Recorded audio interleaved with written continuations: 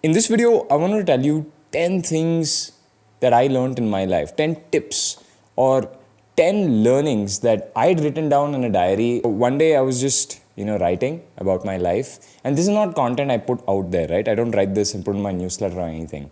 I keep this content to myself. So this video is going to be 10 life tips from Varun Maya's life.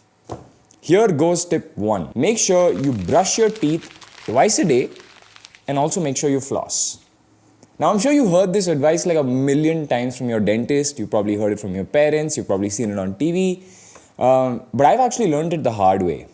So genetically, my family and I have very crisscross teeth. So the problem with that is that food particles can get stuck in between the teeth because, of course, they're in weird crisscross shapes.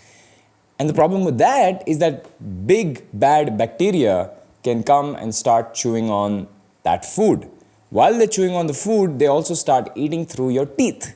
And for the first few years of my life, I really didn't care, right?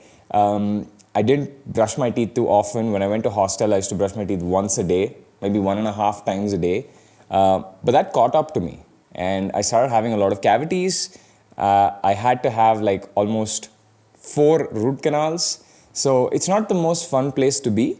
Luckily, when you get your tooth root canaled, it's like a permanent crown that they put on. You can't tell the difference between. And because of the shape of my teeth, I also had to floss, which I completely forgot. Over the last year, I've been brushing and flossing like a king, like every single day, twice a day, flossing, just before I head to bed.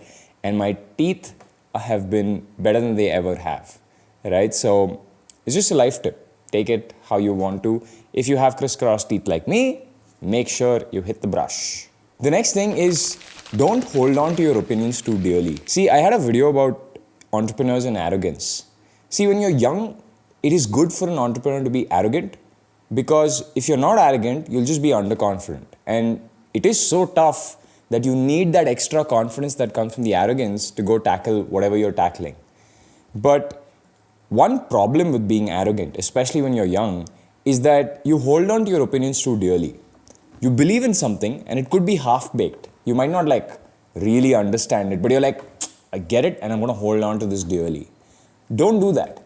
Because when you've lived as long as I have in startup land or just general in life for the last 10 years and done as many things as I have, sometimes your opinions will end up being wrong, even if you're damn sure of them.